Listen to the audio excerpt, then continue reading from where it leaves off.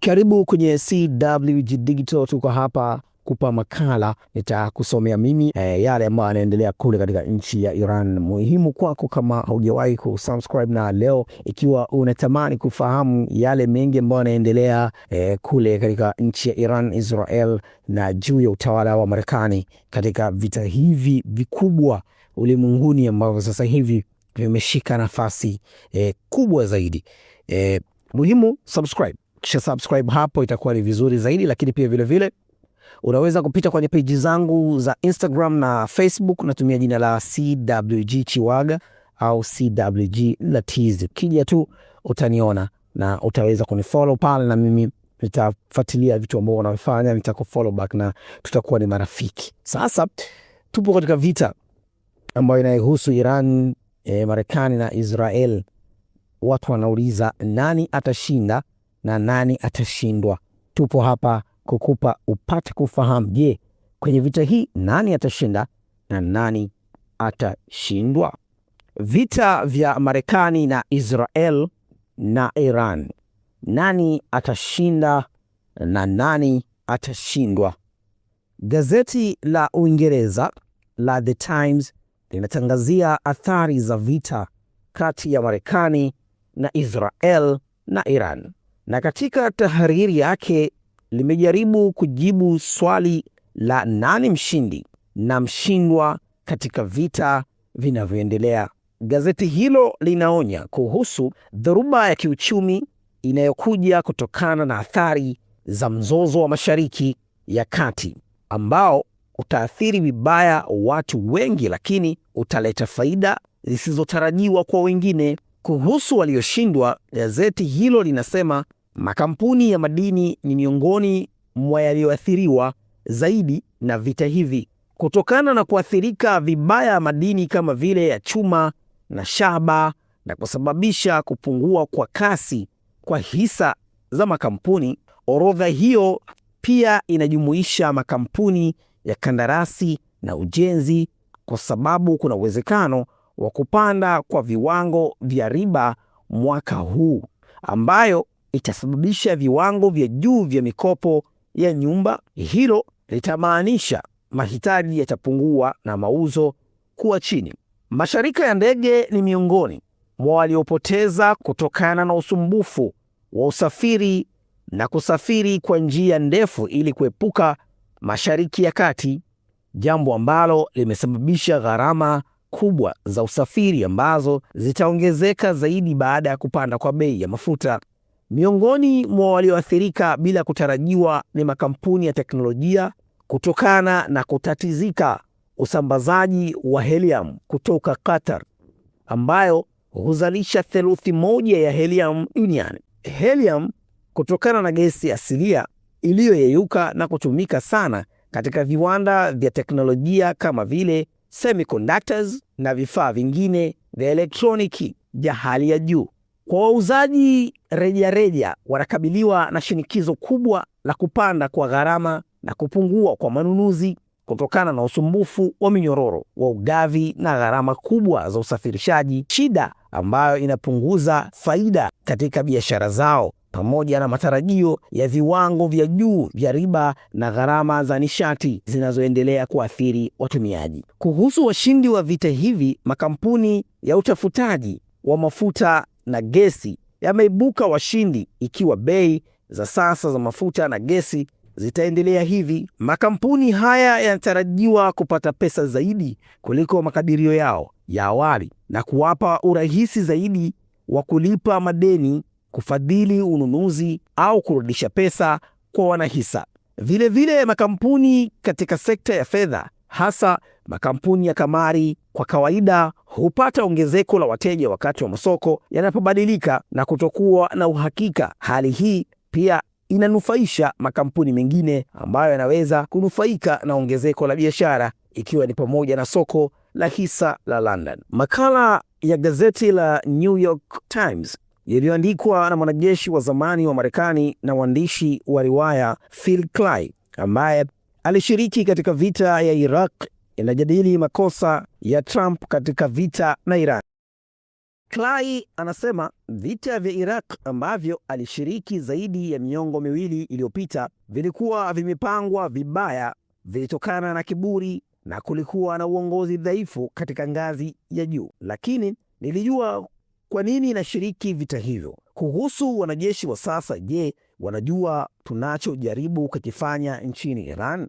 Anabainisha kwamba sababu za vita hivyo zina utata mkubwa, pengine ni kubadilisha utawala au kuhusu mpango wa nyuklia wa Iran au kudhoofisha uwezo wao wa makombora ya masafa marefu na ndege zisizo na rubani, au labda kwa sababu Israel ilikuwa karibu kuishambulia Iran na tungekuwa hatarini, au kwa sababu Marekani ilikuwa chini ya tishio kutoka Iran, au kusaka amani Mashariki ya Kati. Clay anasema moja sababu zilizo wazi za vita hivi kwa utawala wa sasa wa Marekani ni kuonyesha nguvu na utawala. Ni kutokana na kauli ya Rais Donald Trump ambapo alisema maafisa wa kijeshi walimwambia kuzamisha meli ni jambo bora zaidi kuliko kuzikamata, lakini wanajeshi hawa wanaonekana kutotambua au kutojali kwamba lugha yao ya vurugu inaashiria kukengeuka taratibu za vita za Marekani ambazo zilianzia wakati wa mapinduzi ya Marekani. Mababa wa taifa la Marekani waliweka kanuni kwa ulimwengu wote, ikiwa ni pamoja na kwamba watu wote wameumbwa sawa na serikali hupata mamlaka kutokana na ridhaa ya watawaliwa. Hilo lina maana vita haiwezi kuhalalishwa ili tu kuonyesha nguvu na utawala. Mwandishi anagusia vita vilivyoshindwa ya Marekani kama vile vita vya Vietnam na vita vya Iraq. Anasema kushindwa kulitokana na kushindwa kwetu kutambua kwamba watu wa nchi zingine wana hisia na maadili yao na huenda yasiwe sawa na matamanio yetu. Mwandishi huyo anaongeza kwamba kutegemea nguvu za kikatili kunaweza kupofusha macho, na anakosoa kauli za waziri wa ulinzi Peter Hegseth ambaye amesema udhibiti wetu wa anga ya Iran na njia za majini unatufanya kudhibiti hatima yake, na tutaamua kanuni ya vita hivi katika kila hatua. Akizungumzia matamshi haya, anasema Hegseth aliyepigana vita vya Iraq alipaswa kuwa mwangalifu zaidi. Adui huwa na maoni yake pia, na hata baada ya vita vya kijeshi vilivyoshindwa, athari za vita kwa watu wa kawaida zinaweza kuwa na matokeo magumu yasiyotakikana na wakati mwingine mabaya. Clay anashauri kwamba mataifa yenye uadui na Marekani yanapaswa kutazamwa kama nchi zenye changamano zilizojaa wanadamu, na hii ndiyo sababu hasa utawala wa Trump ulishindwa kutabiri matokeo ya hatua za kijeshi nchini Iran. Baada ya Iran kupanua vita kwa kushambulia kote Mashariki ya Kati, Hegseth alikiri, siwezi kusema kwamba tulitarajia hili kuwa hasa ndio jibu lao. Wa Iran wana matumaini wakati wa sherehe ya Nowruz. Gazeti la Uingereza la The Guardian linafuatilia maisha ya kila siku ya watu wa Iran licha ya mabomu, na katika ripoti ya mwandishi wake Stefan Glinsky anasema kutoka ndani ya Iran, wa Iran wanasherehekea Nowruz, mwaka mpya wa Uajemi, licha mashambulizi kuingia wiki yake ya 4. Gazeti hilo linasema Nowruz ni sikukuu muhimu kwa watu wengi Asia ya Kati na Mashariki ya Kati, na husherehekewa na kila Wakurdi. Inaambatana na majira ya kuchipua na kwa kawaida huonekana wakati mpya wa matumaini na mwanzo mpya. Ingawa maduka mengi katika soko la Tadrish, mojawapo ya masoko yenye shughuli nyingi mjini Tehran, yamefungwa tangu mwanzo wa vita Februari 28, lakini kuelekea Nowruz soko lilirejea na watu walikusanyika kununua maua, mboga, chakula pamoja na mayai, samaki wa mapambo, bidhaa ambazo huchukuliwa kuwa alama muhimu wakati wa sherehe za mwaka mpya.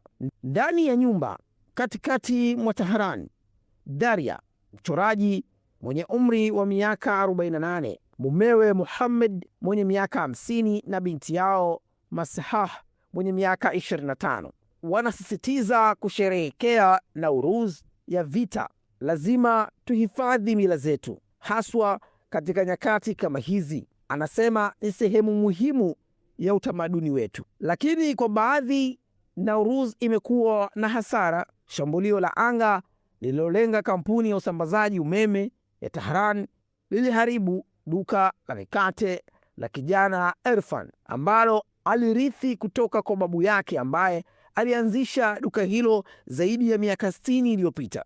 Irfan ameamua kujenga upya duka lake la mikate la Nowruz, lakini anasema, tulikuwa tukisherehekea tukio hili, lakini mwaka huu nahisi hatuna nguvu na shauku ya kufanya hivyo. Kutoka katika vifusi, anasema mabadiliko nchini Iran ni muhimu, lakini si kupitia vurugu na vita.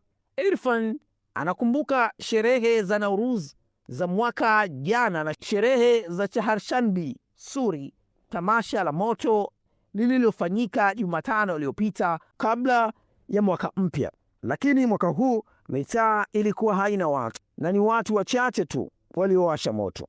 Licha ya vita na vurugu, Hassan mwenye umri wa miaka 56, mmiliki wa duka la maua kaskazini mwa Tehran, pamoja na binti yake Sajida mwenye umri wa miaka 26, anasema watu wanajaribu kuishi kawaida.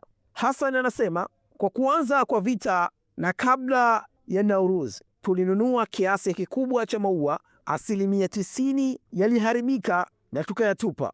Kwa kawaida huwa msimu wetu wa mauzo makubwa, lakini sasa tunauza 5% pekee ya kiasi cha kawaida. Wateja wetu wa kawaida hawanunui, kwa hivyo biashara yetu imeathiriwa vibaya. Katika miaka iliyopita, Hassan alikuwa akisherehekea siku yake ya kuzaliwa katika duka lake, siku ambayo inaambatana na siku ya kwanza ya mwaka mpya. Hata wakati wa vita, hata kama hatuuzi chochote, tunapaswa kufungua duka. Tuliamua kufanya hivyo hata wakati wa sherehe za Nowruz. Sajida anasema akitabasamu, watu wanapopita na kuona maua na duka lililo wazi ni dalili ya uwepo wa maisha na inawapa matumaini. Kwa hali ilivyo katika vita hivi, ni dhahiri shahiri mpaka sasa Iran ana nguvu kubwa ya kuweza kutetea nchi yake, kwa sababu kwa Marekani au Donald Trump tangu aanze vita alidhani haitofika katika masiku haya au mawiki haya. Vita kwenda mpaka wiki ya 4 kuelekea wiki ya 5, ni dhahiri shahiri Iran ameweza kushika mpini, na hali inawezekana vita hivi Iran akashinda ama vita hivi vikasimamishwa, kwa sababu target ya Marekani na target ya Israeli bado haijafika ukingoni. Kwa maana halisi hawajafanikiwa, licha ya kumuondoa aliyekuwa kiongozi mkuu wa Iran. Na kukumbusha tu, kama hauja subscribe na kubonyeza alama ya kengele, basi subscribe, bonyeza alama ya kengele ili mradi uwe wa kwanza kupata habari zetu kupitia hapa hapa ndani ya CWG Digital.